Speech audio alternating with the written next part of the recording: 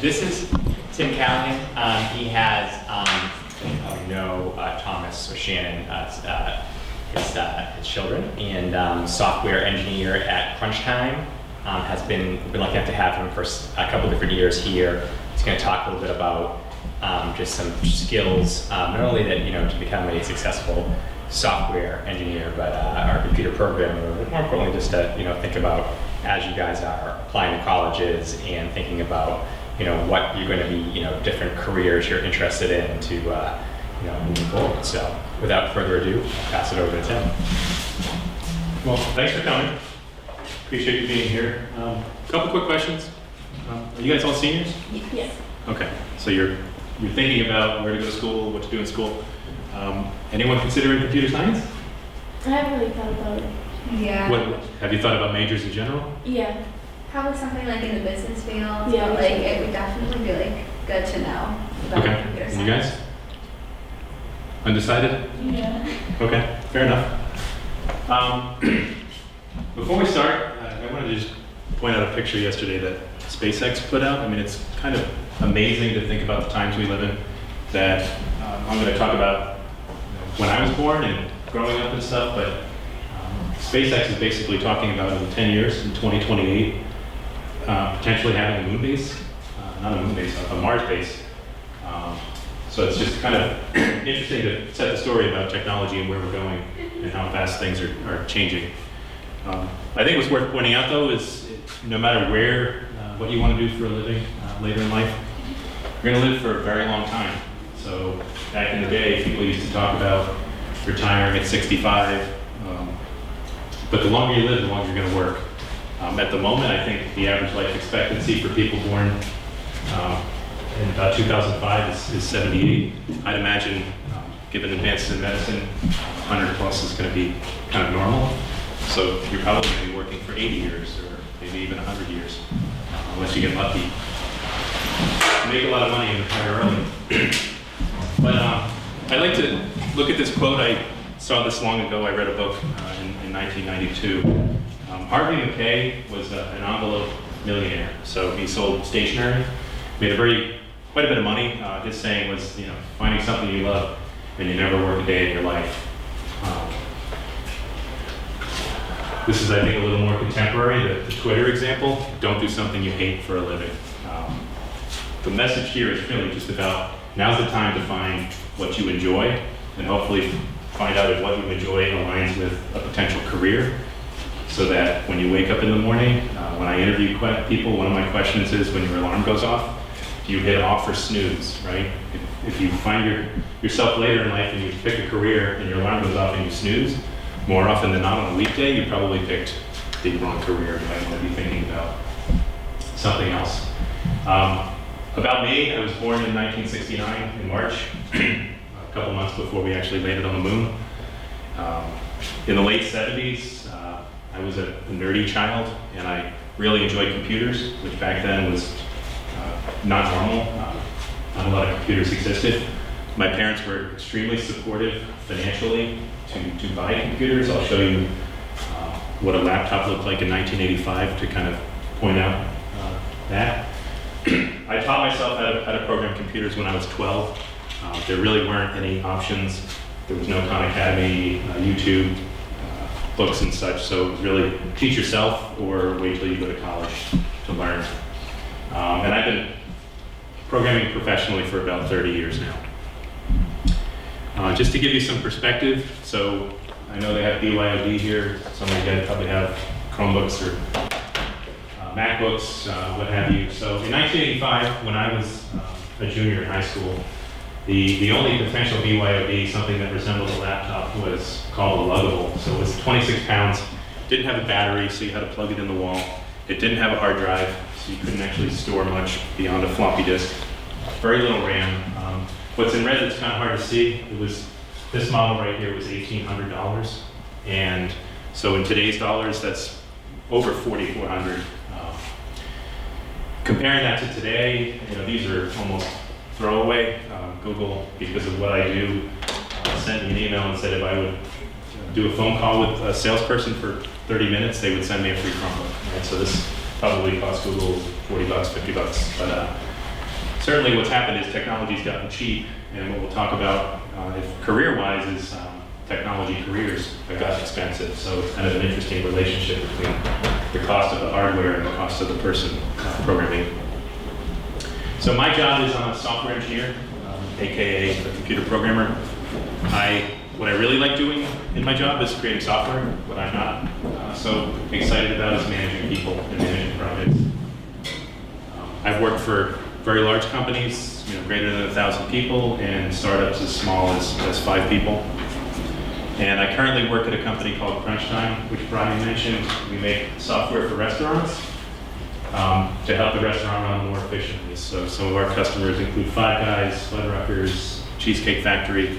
I'll talk a little bit about what our software does. And the point being, it's everywhere. If you go into a restaurant 30, 40 years ago, they had a cash register. That was pretty much the technology in a restaurant. Now the cash register is a computer, and there's multiple. And it connects to the internet, and it takes online orders, and it calls out for payments, and all kinds of crazy stuff. What Crunch Time does is we don't do the point of sale, nothing that people pay. We do the back office. So the questions we help the customer like Five Guys answer is, how many cashiers should work on Thursday night? Right? It's a really important question to answer, because if you have too many cashiers, you're wasting money in your restaurant. If you don't have enough cashiers, your customers are unhappy. And you have to look at a lot of data going back to answer a question like that. A really important question, a problem in restaurants called shrinkage, AKA theft. So how does a restaurant find out that an employee is stealing food? How does a restaurant find out that a chef, when they're preparing the Five Guys hamburger, right, it's supposed to be 1/3 of a pound. Well, what if employees start putting in 1/2 pound instead of 1/3 of a pound? At the end of the week, someone goes and counts the inventory, they find out that they're missing 7,000 pounds of beef, and they have to go work back to go find out what the problem was. So sometimes it's stealing, sometimes it's just actually using the food incorrectly. Again and again and again, it can really add up for a company. And another important question is, Five Guys, they can't run out of food. So how do they know how much to order for next week based on how much they have on hand, what time of year it is? So how many burgers are they going to sell? What do they expect from customers coming through the door? So interesting questions that need to be answered, and that's pretty much what our software does for restaurants. But as you can imagine, if you never worked in a restaurant, you probably didn't even realize that there's a lot of software you don't even see in a restaurant. So what I love about my career, number one, as a software engineer, for many companies you can work anywhere. This morning, because I was going to be here, I worked from home. I was actually writing software until about 10 a.m. and come in to do a couple presentations. I'll go back. I can avoid the office today. Normally I work out of Boston. I don't ever get bored. There's always new challenges, so it's not the kind of job where you're doing the same thing over and over and over again. I personally think solving problems is fun, so there's interesting challenges. It's satisfying when you fix something. Constantly learning. It's the kind of career, if you want to, you can keep learning and growing. And if I were pitching you this for later in life, my first slide talked about finding what you like, and then finding a career in what you like, if at all possible. The last thing I didn't talk about is make sure it pays the bills, right? Because there's what you can want to do, you can be good at it, but if everyone wants to do it, chances are the salaries aren't good. Or some careers in general are really might not even pay you enough, and you have to have 2 jobs. Software engineering in this area, great pay, great benefits. You get a lot of free food. We do Bagel Tuesdays, we do lunch on Fridays, we have social get-togethers on Thursdays, so a lot of good stuff there. But just like anything else in life, every career is going to have things you don't like. For me personally, one thing that's not great about my job is I can't turn it off. It's not like there's certain trades, plumber, framer, builder, where you go to work, you do, and then when you're done, you don't. My son Thomas has a part-time job. He shows up for work 3 days a week. The only time he has to think about work is while he's there. When he goes home, he doesn't ever get a call from the boss saying, such and such, can't find a package, can you help me find it, right? It just, you're there, and that's not. Programming's not like that. I'm constantly in the back of my head thinking about what I have to get done tomorrow. Timelines and stress. companies like Five Guys aren't willing to just wait for the next release of software. You make a commitment to a date, you have to make that date. Sometimes that means nights and weekends. That leads to additional stress. And then the last downside is support. Our software runs 24/7. We have customers in all time zones, customers in Moscow, customers in Australia. When something breaks, someone has to fix it. And chances are, depending on the size of your company, you're going to be participating on weekends and nights occasionally to fix things that break.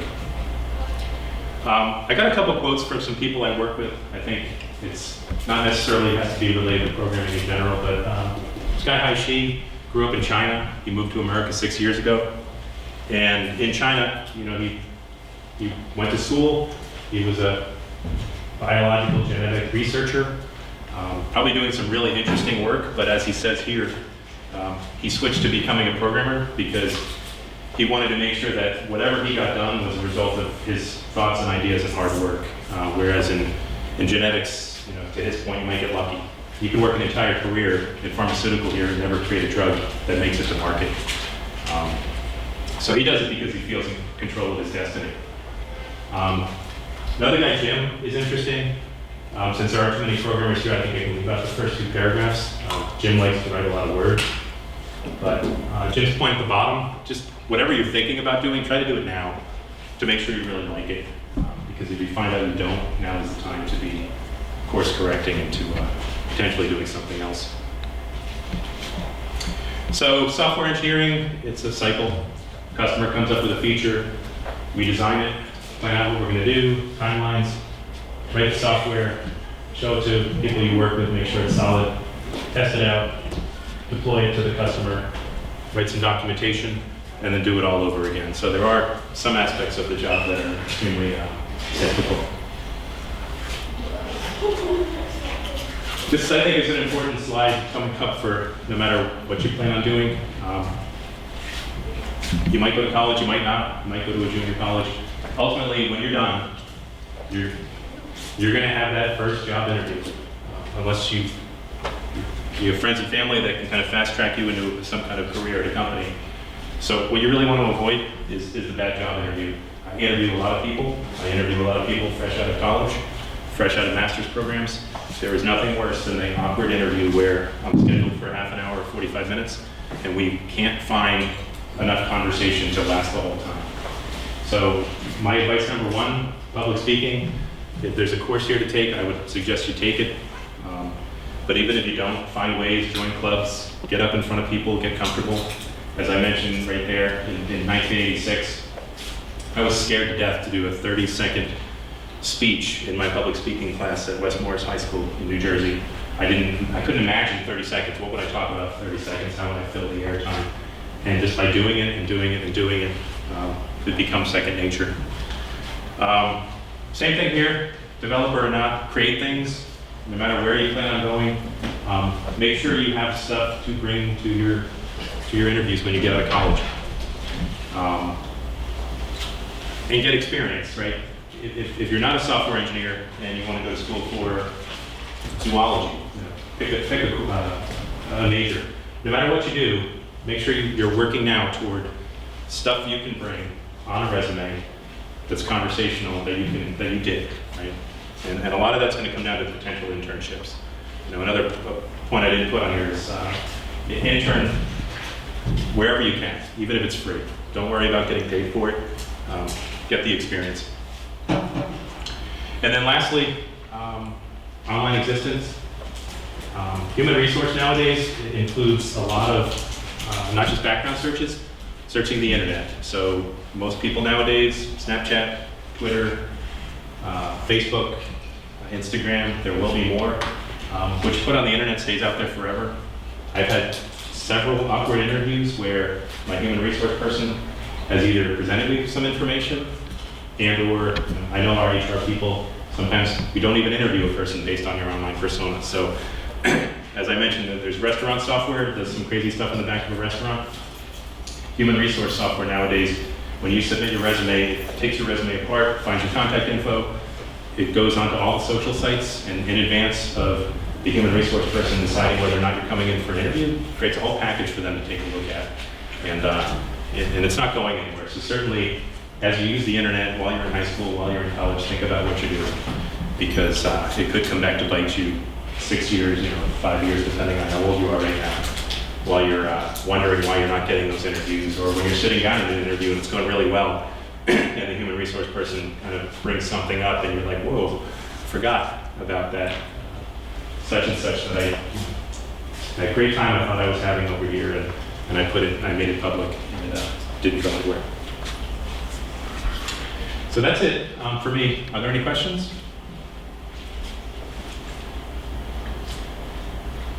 I got a question. So, how is suggestions, and you just the advice, and just to reiterate, and I'll say maybe an interjection and say this as long as a question.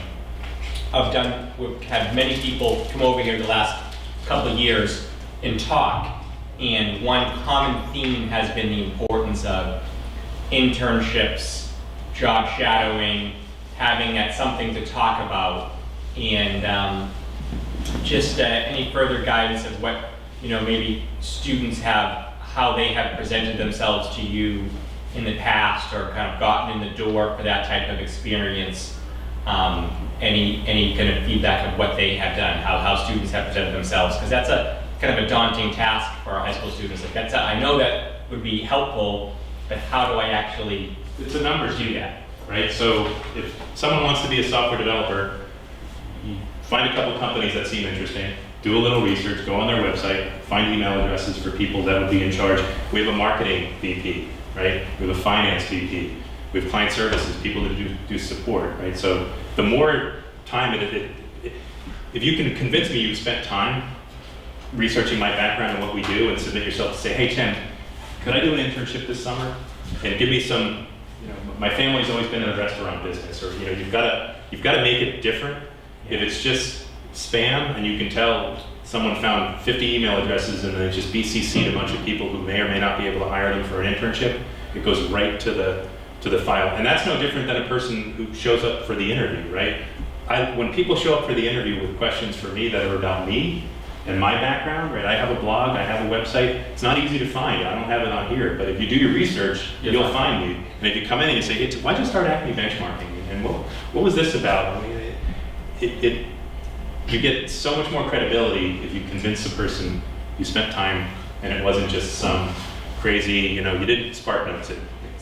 You got to invest the time, and there are internships to be found, especially if your expectations aren't $20 an hour, maybe not even $15 an hour. And Thomas's interned for us twice. Last summer, we paid for his commute and lunch. That was his pay. This summer, he made money because last summer he convinced us that he could be. There's a trade-off, right? You make $100 a week, you got to produce $100 in value. But I would say that no matter what you do, if you want to get into the newspaper business, I'd imagine whatever the Wakefield paper is could probably take an intern, especially if you're not. You have to convince them you're not going to produce more drag than value, right? It's easy to get excited about me thinking, hey, maybe a couple kids next year who are computer scientists that here want to come work at crunch time. But then it's the classic, okay, I've got to create work for them, and I've got to orient them, and I've got to spend time every week with them. So that's the part right there, I think. Show your passion, do your research, and really make it come across. Stand out a little bit. I mean, do something crazy, make a YouTube video, send a person a link of, like, here's what you built and why you think that should be important to the company you're talking to. My last follow-up to that question, like LinkedIn, things like that, things for kids to start? Absolutely, yeah. Super important too, just start to build a network with people, like anyone who's come through here at computer science should have a LinkedIn account, any engineering, and link me in, right? It's just a start. I've got like 4,000 people in my network. Right? As soon as you're linked into people, it's like social for your career. Thank you very much. Thanks for your time. Thank you.